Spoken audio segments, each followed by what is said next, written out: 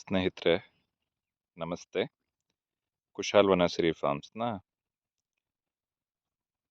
4ನೇ ವಿಡಿಯೋಗೆ ನಿಮ್ಮೆಲ್ಲರಿಗೂ ಸುಸ್ವಾಗತ. ಸೊ ಇವತ್ತು ನಾನೇನು ಅಪ್ಡೇಟ್ ಮಾಡೋಕ್ಕೆ ಈ ವಿಡಿಯೋ ಮಾಡ್ತಿರೋದು ಅಂದರೆ ನಾನು ಇಂಟರ್ ಕ್ರಾಪ್ ಆಗಿ ಏನು ವಾಟರ್ ಮಿಲನ್ ಮಾಡಿದ್ನಲ್ಲ ಅದರದ್ದು ವೆಜಿಟೇಟಿವ್ ಗ್ರೋತ್ ಹೇಗಿದೆ, ಮತ್ತು ಇದನ್ನು ನೆಕ್ಸ್ಟು ಏನು ಮಾಡಬೇಕು, ಮತ್ತು ಎಷ್ಟು ಸಿನ್ಸ್ ಐಮ್ ಡೂಯಿಂಗ್ ಇನ್ ಈ ಆರ್ಗ್ಯಾನಿಕ್ ಫಾರ್ಮಿಂಗ್ ಮಾಡೋಕ್ಕೆ ಹೊರಟಿರೋದ್ರಿಂದ ಅದರದ್ದು ಪ್ರೋಸ್ ಆ್ಯಂಡ್ ಕಾನ್ಸ್ ಹೇಗಿದೆ, whether it's a viable or not, ಆ ಥರದ್ದು ಒಂದು ಡಿಸ್ಕಷನ್ ಮಾಡೋಣ ಅಂತ ಹೇಳಿ ಈ ವಿಡಿಯೋ ಮಾಡ್ತಾ ಇರೋದು. ಸೊ ಇದು ಆ್ಯಕ್ಚುಲಿ ಕೆಮಿಕಲ್ ಫಾರ್ಮಿಂಗಲ್ಲೇ ಮಾಡೋದು ಕಷ್ಟ. ಆ ಥರದ್ರಲ್ಲಿ ನಾನು ಏನು ಈಗ ಆರ್ಗ್ಯಾನಿಕಲಿ ಮಾಡಬೇಕು ಅಂತ ಹೇಳಿ ಟ್ರೈ ಮಾಡ್ತಾ ಇದ್ದೀನಲ್ಲ, ಸಿನ್ಸ್ ಒಂದಷ್ಟು ಡಿಲೇ ಆಗ್ತಾ ಇದೆ. ಬಟ್ ಡಿಲೇ ಆದ್ರೂ ಒಂದು ಲೆವೆಲ್ಲಿಗೆ ಓಕೆ, ಏನು ತುಂಬ ಡ್ಯಾಮೇಜ್ ಆ ಥರ ಎಲ್ಲ ಏನೂ ಆಗಿಲ್ಲ. ಸೊ ಇಟ್ ಈಸ್ ಒಂದು ಲೆವೆಲ್ಲಲ್ಲಿ ಬರ್ತಾ ಇದೆ. ಆ್ಯಂಡ್ ಈಗ ಬಳ್ಳಿಗಳು ಕೂಡ ಸ್ಪ್ರೆಡ್ ಆಗ್ತಾ ಇದೆ, ಮತ್ತು ಅದರದ್ದು ಏನು ಗ್ರೋತ್ ಕೂಡ ನೋಟಿಸ್ ಮಾಡ್ತಾ ಇದ್ದೀನಿ. ದ ಸೆಕೆಂಡ್ ಥಿಂಗ್ ಏನು ಅಂತ ಅಂದರೆ, ನಮ್ಮ ಇದರಲ್ಲಿ ಈಗ ಆ್ಯಕ್ಚುಲಿ ಏನು ಎಕ್ಸಾಕ್ಟ್ಲಿ ಫ್ಲವರಿಂಗ್ ಕೂಡ ಸ್ಟಾರ್ಟ್ ಆಗ್ತಾ ಇದೆ. ಹೀಗಾಗಿ ನೆಕ್ಸ್ಟು ಲೆವೆಲ್ ಏನಪ್ಪ ಅಂತಂದರೆ, ಈಗ ಈ ಫ್ಲವರಿಂಗಿಗೆ ಮತ್ತು ಈ ಫ್ಲವರಿಂಗಿಂದ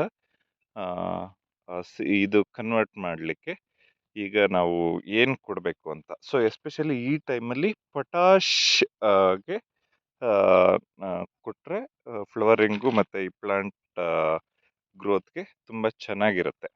ಸೊ ಹಾಗಾಗಿ ಓಕೆ, ಪೊಟಾಶ್ದು ನಾವು ಏನು ಮಾಡ್ಕೊಂಡಿದ್ದೀವಿ ಅಂತ ಅಂದರೆ, 3 ಮಾಡಿಟ್ಕೊಂಡಿದ್ದೀವಿ. ಒಂದು ಫಿಶ್ ಅಮಿನೋ ಆಸಿಡ್, ಇದು ಫಿಶ್ ಅಂದರೆ ಮೀನಾಮೃತ ಅಂತ ಏನು ಕರೀತಾರೆ ಅದು, ಇದು ಕೊರಿಯನ್ ಪದ್ಧತಿದು. ಮತ್ತು ಇನ್ನೊಂದು ಎಗ್ಗು ಮತ್ತು ನಿಂಬೆಹಣ್ಣ ಯೂಸ್ ಮಾಡಿ ಎಗ್ ಅಮಿನೋ ಆಸಿಡ್ಸ್ ಅಂತ ಹೇಳಿ ಅದೊಂದು ಮಾಡಿಟ್ಕೊಂಡಿದ್ದೀವಿ. ಅದರ ಜೊತೆಯಲ್ಲಿ ಜೈವಿಕ್ NPK ಇದು ಸಸ್ಯಾಮೃತದಿಂದ ಮಾಡಿಟ್ಕೊಂಡಿದ್ದೀವಿ ಅದು. ಪ್ಲಸ್ ಅದರ್ ದೆನ್ ದಟ್ ನಮ್ಮದು ಸಸ್ಯಾಮೃತ ಅವ್ರದ್ದು ಒಂದು ಪೊಟ್ಯಾಶ್ ಹೊಂದಿದೆ. ಸೊ ಇದನ್ನು ನಾವು ಈಗ ಆ್ಯಕ್ಚುಲಿ ಈಗ ಡ್ರಂಚ್ ಮಾಡಬೇಕು ಅಂತ ಅಂದ್ಕೊಂಡಿದ್ದೀವಿ. ಸೊ ಲಾಸ್ಟು ಒಂದು ವೀಕಲ್ಲಿ ಸೊ ವೆಜಿಟೇಟಿವ್ ಗ್ರೋತು ಕಾಣ್ತಾ ಇದೆ. ಸೊ ನೀವು ಕೂಡ ನೋಟಿಸ್ ಮಾಡ್ಬೋದು. ಸೊ ಈಗ ಆ್ಯಕ್ಚುಲಿ ಇನ್ನು ನನ್ನ ಪ್ರಕಾರ ಇದು ಈ ಒಂದು ವೀಕಲ್ಲಿ ಇನ್ನೂ ಗ್ರೋತು ಚೆನ್ನಾಗಿ ಆಗುತ್ತೆ ಅಂತ ಅಂದ್ಕೊಳ್ತಾ ಇದ್ದೀನಿ. ಆ್ಯಂಡ್ ದ ಥಿಂಗ್ ಈಸ್, ಇದೇ ಥರ ಗ್ರೋತ್ ಕಂಟಿನ್ಯೂ ಆಯಿತು ಅಂತ ಅಂದರೆ most probably it is going to be ಏನೋ ಒಂದು ಲೆವೆಲ್ಲಿಗೆ ವಾವ್ ಅನ್ನೋ ಥರಕ್ಕೆ ಬಂದಿಲ್ಲ ಅಂದ್ರೂ ಒಂದು ಲೆವೆಲ್ಲಿಗೆ ಬರಬಹುದು ಅಂತ ಅಂದ್ಕೊಂಡಿದ್ದೀನಿ.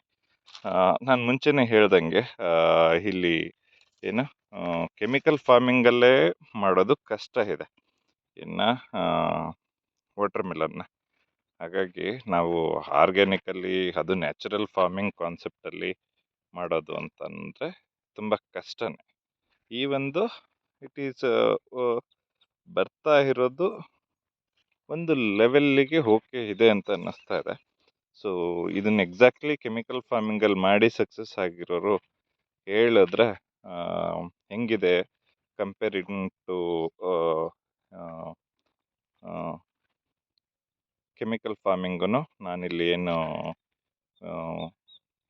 ಆರ್ಗ್ಯಾನಿಕಲ್ಲಿ ನ್ಯಾಚುರಲ್ ಫಾರ್ಮಿಂಗ್ ಲೆವೆಲಲ್ಲಿ ಏನು ಮಾಡ್ತಾ ಇದ್ದೀನಲ್ಲ, ಸೊ ಇದನ್ನು ನೋಡಿ ಸೊ ಎರಡಕ್ಕೂ ಏನು ಡಿಫ್ರೆನ್ಸು ಸೊ ಬರಲ್ವಾ, ಡೆಫಿನೆಟ್ಲಿ ಗೊತ್ತಿಲ್ಲ. Since I mean new to this ಏನು ವಾಟರ್ ಮಿಲನ್ ಇದಕ್ಕೆ. ಸೊ ಒಂದಷ್ಟು ಜನರ ಇನ್ಪುಟ್ಸ್ ಕೂಡ ಬೇಕಾಗುತ್ತೆ. ಬಟ್ ನಾನಿನ್ನು ಶೇರ್ ಮಾಡ್ಕೊತಿರೋದೇನಕ್ಕೆ ಅಂತಂದರೆ, ಒಂದಷ್ಟು ಜನ ಇದನ್ನು ಮಾಡೋಕ್ಕಾಗಲ್ಲ ಅನ್ನೋರು ಸೊ ಇದನ್ನು ನೋಡಿ ಅಟ್ಲೀಸ್ಟ್ ಟ್ರೈ ಕೂಡ ಮಾಡ್ಬೋದಲ್ವಾ ಅಂತ. ಫಾರ್ ಎಕ್ಸಾಂಪಲ್ ನನಗೆ ಒಂದು ಎಕ್ಸಾಂಪಲ್ ತೋರಿಸ್ಬೇಕು ಅಂದರೆ ನೋಡಿ, ಈ ಪ್ಲಾಂಟದು ಬಿಳಿ ಏನಾಗಿದೆ ಇದು ನ್ಯಾಚುರಲ್ ಆಗಿದೆ. ಸೊ ಇಲ್ಲಿ ಬಂದರೆ ನೋಡಿ, ಇಲ್ಲಿ ಕಾಣ್ತಾ ಇರ್ಬೋದು, ಇದಕ್ಕೆ ಆ್ಯಕ್ಚುಲಿ ಈಗ ಸ್ಪ್ರೇ ರಿಕ್ವೈರ್ಮೆಂಟ್ ಇದೆ. ಈ ಎಲೆ ಎಲ್ಲ ಇಲ್ಲಿ ನೋಡಿ. ಸೊ ಇದು ನಾವು ಆ್ಯಕ್ಚುಲಿ ನಮ್ಮ ಹತ್ರ ಕೇಳಿದ್ರೆ ನಾವು ಏನು ನೀಮಾಸ್ತ್ರ ಅಂತ ಹೇಳಿ ಬೇವಿನ ಎಲೆಯಿಂದ ಮಾಡಿರೋದು ಇದನ್ನ ಕಷಾಯ ಆ ಥರದ್ದು ಸ್ಪ್ರೇ ಮಾಡ್ತೀವಿ, ಮತ್ತು ಹುಳಿ ಮಜ್ಜಿಗೆ ಸ್ಪ್ರೇ ಮಾಡ್ತೀವಿ. ಸೊ ಅದರ್ ದನ್ ದಟ್ ನಮ್ಮ ಹತ್ರ ಬೇರೆ ಇಲ್ಲ, ಆರ್ಗ್ಯಾನಿಕಲಿ ಮಾಡ್ತಿರೋದ್ರಿಂದ. ಬಟ್ 90% ಆಫ್ ದ ಪ್ಲಾಂಟ್ಸ್ ಒಂದು ನೋಡ್ತಾ ಇರ್ಬೋದು, ವೆಜಿಟೇಟಿವ್ ಗ್ರೋತು ಚೆನ್ನಾಗಿ ಆಗ್ತಾ ಇದೆ ಇವಾಗ. ಸೊ ಅಷ್ಟು ಏನೂ ರೋಗನೂ ಕಾಣ್ತಾ ಇಲ್ಲ. ಸೊ ಹೀಗೆ ಹೆಂಗೆ ಬರುತ್ತೆ ಅನ್ನೋದನ್ನ ನಾವು ಕೂಡ ಕಾಯ್ತಾ ಇದ್ದೀವಿ. ಸೊ ಅದೇ, ಸೊ ನಾನು ಹೇಳ್ದಂಗೆ ಮುಂಚೆಯಿಂದನೂ ಸೊ ನನ್ನ ವಾರಕ್ಕೆ ಒಂದು 10 ದಿನಕ್ಕೆ 15 ದಿನಕ್ಕೆ ವಿಡಿಯೋಸ್ ಮಾಡ್ತಾ ಇರ್ತೀನಿ. ನೋಡೋಣ ಹೇಗೆ ಬರುತ್ತೆ ಅಂತ. ಸೊ ಇದನ್ನು ಸಕ್ಸಸ್ ಆಗ್ತೀವಾ ಅಂತ ಕೇಳಿದ್ರೆ ಗೊತ್ತಿಲ್ಲ, ಬಟ್ ಟ್ರೈ ಅಂತೂ ಮಾಡೋದು ಅಷ್ಟೇ. ಯಾಕೆಂದ್ರೆ ಇದೇ ನಮ್ಮದು ಮೇನ್ ಕ್ರಾಪ್ ಆಗಿಲ್ವಲ್ಲ. ಸೊ ಹಾಗಾಗಿ ಎಫರ್ಟ್ಸ್ ಅಂತೂ ಹಾಕ್ತಾ ಇದ್ದೀವಿ. ಎಫರ್ಟ್ಸ್ ಹಾಕಿಲ್ಲ ಅಂದರೆ ಬರೋದೇ ಇಲ್ಲ, ಸೊ ಗೊತ್ತಿರೋದೇ. ಹಾಗಾಗಿ ಇದನ್ನು ಆರ್ಗ್ಯಾನಿಕಲಿ ಸಸ್ಟೈನ್ ಮಾಡ್ಕೊಳೋದಕ್ಕೆ ಏನೆಲ್ಲ ಮಾಡಬೇಕು ಅದನ್ನು ಎಫರ್ಟ್ಸ್ ಅಂತೂ ಹಾಕಿ ಟ್ರೈ ಮಾಡ್ತಾ ಇದ್ದೀನಿ. ವಿಲ್ಸಿ. ಮತ್ತು ಖುಷಿ ವಿಚಾರ ಏನು ಅಂತಂದರೆ, ನಮ್ಮದು ಆಲ್ಮೋಸ್ಟ್ ಬಾಳೆ ಎಲ್ಲದು ಬಂದಿದೆ. ನಾನು ಲಾಸ್ಟ್ ವಿಡಿಯೋ ಮಾಡಿದಾಗ ಬಾಳೆ ಅಲ್ಲಿ ಬರ್ತಾ ಇದೆ ಇಲ್ಲಿ ಬರ್ತಾ ಇದೆ ಅಂತ ಹೇಳಿ ತೋರಿಸ್ತಾ ಇದ್ದೆ. ಸೊ ಈಗ ಹಾಗಾಗಿಲ್ಲ, ಬಾಳೆ ಬಂದಿದೆ. ಮತ್ತು ಅಡಿಕೆ ಗಿಡಗಳು ಕೂಡ ನಮ್ಮದು ಎಲ್ಲ ಹೊಸ ಸುಳಿ ಆಗ್ತಾ ಇರೋದ್ರಿಂದ ಅದು ಕೂಡ ಚೆನ್ನಾಗಿ ಡೆವಲಪ್ಮೆಂಟ್ ಆಗ್ತಾ ಇದೆ. ಸೊ ಪಪ್ಪಾಯನೂ ಸಸ್ಟೈನ್ ಆಗ್ತಾ ಇದೆ ಈ ಬಿಸಿಲಿಗೆ. ಇಲ್ಲಿ ನೋಡಿದ್ರೆ ನೋಡಿ, ಇಲ್ಲಿ ಅಡಿಕೆ ಆ್ಯಕ್ಚುಲಿ ಇಲ್ಲಿ ಕೆಳಗಡೆದು ಎಲೆ ಎಲ್ಲ ಒಣಗಿ ಹೊಸ ಎಲೆ ಇಲ್ಲಿ ನೋಡ್ತಾ ಇರ್ಬೋದು, ಹೊಸ ಚಿಗುರು ತುಂಬ ಚೆನ್ನಾಗಿ ಬರ್ತಾ ಇದೆ. ಸೊ ಇದೊಂದೇ ಅಲ್ಲ, ಎಲ್ಲದೂ ಹಾಗೆ. ಇಲ್ಲಿ ಪಪ್ಪಾಯ ಕೂಡ ಚೆನ್ನಾಗಿ ಬರ್ತಾ ಇದೆ. ಸೊ ಇಲ್ಲಿ ನೋಡಿ, ಮತ್ತು ಇನ್ನೊಂದು ಗಿಡದ್ದು ತೋರಿಸ್ತೀನಿ. ಇಲ್ಲಿ ನೋಡಿ, ಹೊಸ ಗಿಡ ಇದು. ಸೊ ಚೆನ್ನಾಗಿ ಬರ್ತಾ ಇದೆ. ಬಾಳೆಗಳು ನಿಮಗೆ ಕಾಣ್ತಾ ಇರ್ಬೋದು. ಆಲ್ಮೋಸ್ಟ್ ನೋಡಿ, ಮಧ್ಯ ನಿಮಗೆ ಸುಮಾರು ಬಾಳೆ ಕಾಣುತ್ತೆ. 99% ಬಂದಿದೆ, ಯಾವುದೂ ಇದಾಗಿಲ್ಲ. ಸೊ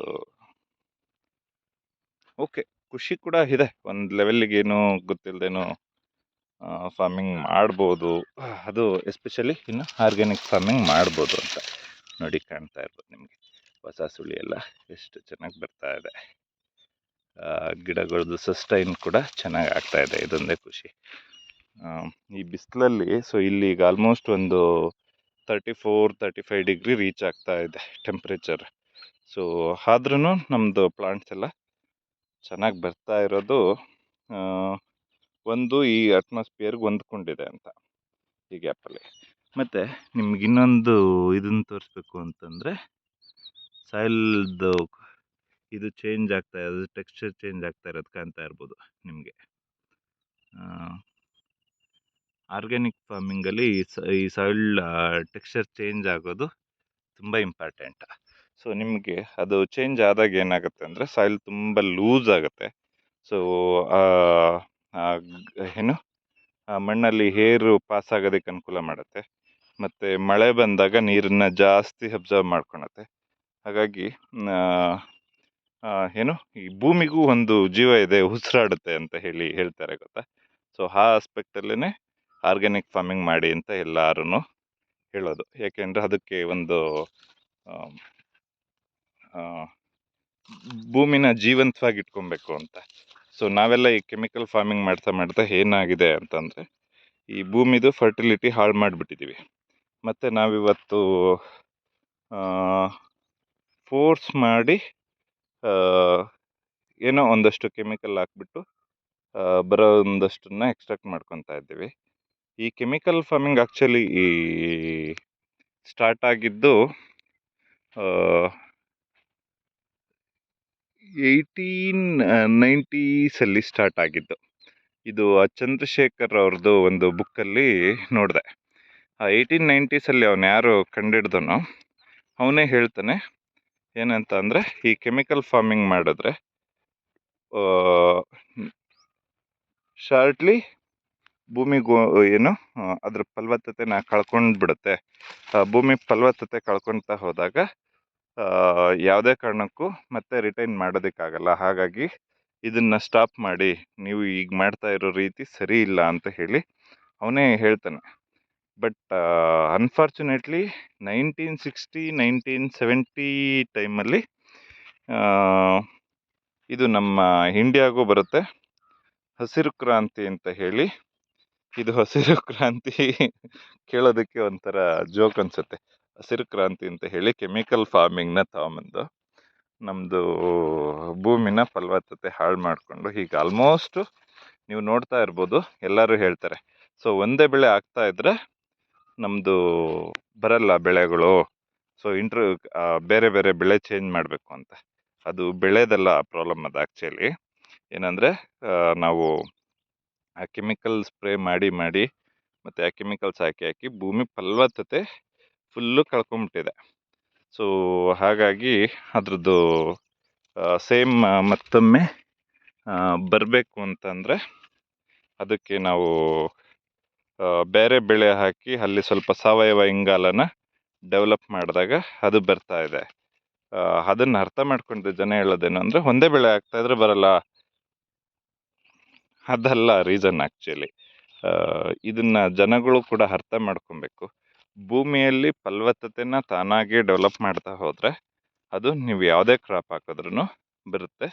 ಅದನ್ನು ಡೆವಲಪ್ ಮಾಡೋ ಕಡೆಗೆ ನಮ್ಮದು ಕಾನ್ಸಂಟ್ರೇಷನ್ ಇರಬೇಕೆ ಹೊರತು ಭೂಮಿಯಲ್ಲಿ ಇರೋ ಜೀವಾಣುಗಳನ್ನ ಸಾಯಿಸೋದಕ್ಕೆ ಅಲ್ಲ ಅನ್ನೋದು ಅಷ್ಟೇ ದ ಕಾನ್ಸೆಪ್ಟ್. ಓಕೆ, ಸೊ ಏನು ಇದು ಆರ್ಗ್ಯಾನಿಕ್ ಮತ್ತು ಇನ್ಆರ್ಗ್ಯಾನಿಕ್ ಅಂತ?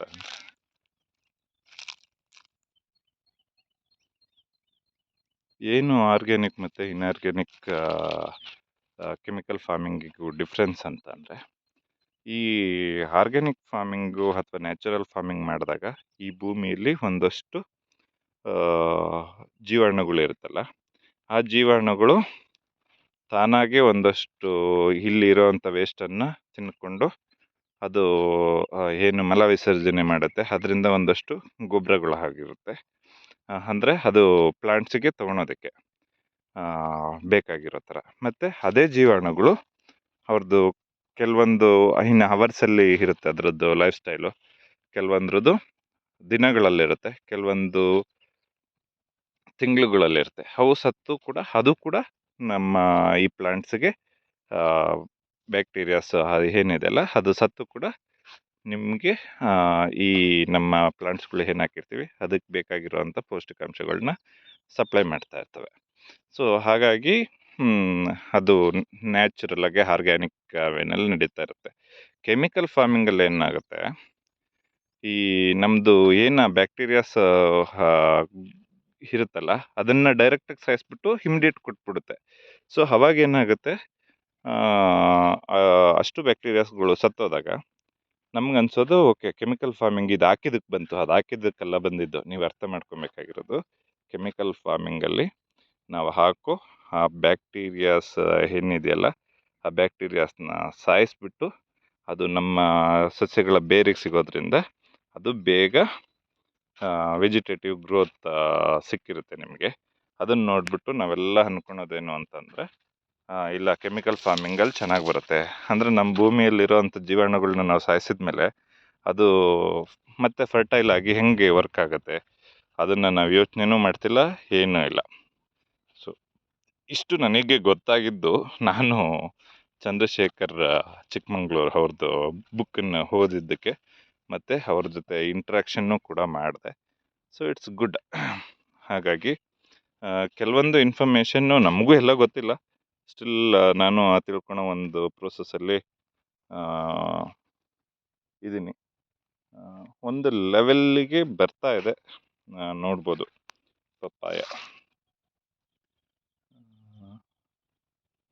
ವಿಲ್ಸಿ ಹೇಗೆ ಬರುತ್ತೆ, ಏನಾದರೂ ಅಪ್ಡೇಟ್ಸ್ ಇದ್ದರೆ ಮತ್ತೆ ಶೇರ್ ಮಾಡ್ತಾ ಇರ್ತೀನಿ. ಇಲ್ಲಿ ನೋಡ್ಬೋದು ನಿಮಗೆ ಅಡಿಕೆ ಗಿಡಗಳು ತುಂಬ ಚೆನ್ನಾಗಿ ಬರ್ತಾ ಇದ್ದಾವೆ, ಯಾವುದೇ ಪ್ರಾಬ್ಲಮ್ ಇಲ್ಲದೆ. ಬನಾನಾ ಅಂತೂ ಫುಲ್ಲು ಚೆನ್ನಾಗಿ ಬಂದಿದೆ. ಸೊ ಆಲ್ಮೋಸ್ಟ್ 99.99% ಬಂದಿದೆ. ಅಡಿಕೆ ಗಿಡನೂ ಅಷ್ಟೇ ಸಸ್ಟೈನ್ ಚೆನ್ನಾಗಾಗಿದೆ. ನಮ್ಮದು ಪಪ್ಪಾಯ ಇನ್ನು ಮುಂದೆ ಗ್ರೋತ್ ಆಗಬೇಕು, ಏಕೆಂದರೆ ಇವರು ಪ್ಲಾಂಟ್ಸ್ ಕೊಡಬೇಕಾದ್ರೆ ಅವ್ರದ್ದು ಏನು ನರ್ಸರಿಯಲ್ಲಿ ಈ ಕೆಮಿಕಲ್ಸ್ ಹಾಕಿ, ಅಂದರೆ ಯೂರಿಯಾ ಆ ಥರದ್ದೆಲ್ಲ ಹಾಕಿ ಬೆಳೆಸಿರ್ತಾರೆ. ಹಾಗಾಗಿ ಅದು ಇಲ್ಲಿ ನಮ್ಮ ನ್ಯಾಚುರಲ್ ಫಾರ್ಮಿಂಗಿಗೆ ಹೊಂದ್ಕೊಳೋದಕ್ಕೆ ಸ್ವಲ್ಪ ಟೈಮ್ ತೊಗೊಳುತ್ತೆ. ಅದಾಯಿತು ಅಂತಂದರೆ ಸರಿ ಹೋಗುತ್ತೆ. ಅದು ಎಷ್ಟು ದಿನಕ್ಕೆ ಸ್ವಲ್ಪ ಟೈಮ್. ಯೂಶ್ವಲಿ ನಮ್ಮದು ಕೆಮಿಕಲ್ ಫಾರ್ಮಿಂಗು ಆರ್ಗ್ಯಾನಿಕ್ ಫಾರ್ಮಿಂಗು ಇಷ್ಟೇ ಡಿಫ್ರೆನ್ಸು. ಈ ಆರ್ಗ್ಯಾನಿಕ್ ಫಾರ್ಮಿಂಗಲ್ಲಿ ಏನಾಗುತ್ತೆ ಅಂತಂದರೆ ಅದು ಗ್ರೋತ್ ಆಗಲಿಕ್ಕೆ ಟೈಮ್ ತೊಗೊಳುತ್ತೆ. ಅದು ಡೆವಲಪ್ ಆಯಿತು ಅಂತಂದರೆ ಒನ್ಸ್ ಅದು ಈ ಆರ್ಗ್ಯಾನಿಕ್ ಫಾರ್ಮಿಂಗಿಗೆ ಮೆಥಡ್ಗೆ ಅಡ್ಜಸ್ಟ್ ಆಯಿತು ಪ್ಲಾಂಟ್ ಅಂದರೆ, ಆಮೇಲೆ ಗ್ರೋತ್ ಕನ್ಸಿಸ್ಟೆಂಟಾಗಿರುತ್ತೆ. ಸೊ ಅದು ಅಡ್ಜಸ್ಟ್ ಆಗೋವರೆಗೂ ನಾವು ಸ್ವಲ್ಪ ಪೇಷನ್ಸಾಗಿ ಇರಬೇಕಾಗತ್ತೆ. ಹಂಗಂತ ಹೇಳ್ತಾ ಈ ವಿಡಿಯೋ ಮುಗಿಸ್ತಾ ಇದ್ದೀನಿ ಇಲ್ಲಿಗೆ. ಮತ್ತೇನಾದರೂ ಈ ವಿಡಿಯೋದಲ್ಲಿ ನೀವು ಅಬ್ಸರ್ವ್ ಮಾಡಿರೋ ಥರ ಏನಾದರೂ ಕರೆಕ್ಷನ್ಸ್ ಇತ್ತು ಅಂತಂದರೆ ದಯವಿಟ್ಟು ತಿಳಿಸಿ. ಅದನ್ನು ನೆಕ್ಸ್ಟು ನಾನು ಕರೆಕ್ಷನ್ಸ್ ಮಾಡ್ಕೊತೀನಿ. ಕರೆಕ್ಷನ್ಸ್ ಅಂದರೆ ನಮ್ಮ ತೋಟದಲ್ಲಿ ನಾನೇನು ಕರೆಕ್ಷನ್ಸ್ ಮಾಡ್ಕೊಬೇಕು ಅನ್ನೋದ್ರ ಬಗ್ಗೆ ನೀವು ಹೇಳಿದ್ರೆ ಡೆಫಿನೆಟ್ಲಿ ತಿಳಿದಿರೋರು ನಾನು ಅದನ್ನು ಮಾಡ್ಕೊತೀನಿ. ಅದರಿಂದ ತುಂಬ ಒಳ್ಳೆಯದು ಆಗುತ್ತೆ ನನಗೆ. ಮತ್ತು ನೆಕ್ಸ್ಟ್ ವಿಡಿಯೋದಲ್ಲಿ ನಾನು ಡೆಫಿನೆಟ್ಲಿ ನಿಮ್ಮಿಂದ ತೊಗೊಂಡಿರೋ ಇನ್ಪುಟ್ಸಿಂದ ಏನಾಯಿತು ಅಂತಲೂ ನಾನು ಶೇರ್ ಮಾಡೋದಕ್ಕೆ ಇಷ್ಟಪಡ್ತೀನಿ. ಸೊ ದಿಸ್ ಹೌ ಇಷ್ಟು ಹೇಳ್ತಾ ನಾನು ಇವತ್ತು ಈ ವಿಡಿಯೋನ ಮುಗಿಸೋದಕ್ಕೆ ಇಷ್ಟಪಡ್ತೀನಿ. Thank you for watching. So ದಯವಿಟ್ಟು ಸಬ್ಸ್ಕ್ರೈಬ್ ಮಾಡ್ಕೊಳ್ಳಿ. ನಾನು ಮಾಡೋ ವಿಡಿಯೋಗಳೆಲ್ಲ ನಿಮಗೆ ಫಸ್ಟು ನಿಮಗೆ ಸಿಗ್ತಾ ಇರುತ್ತೆ. ಹಂಗಂತ ಹೇಳ್ತಾ ನನ್ನ ಈ ವಿಡಿಯೋ ಮುಗಿಸ್ತೀನಿ. Thank you guys, bye.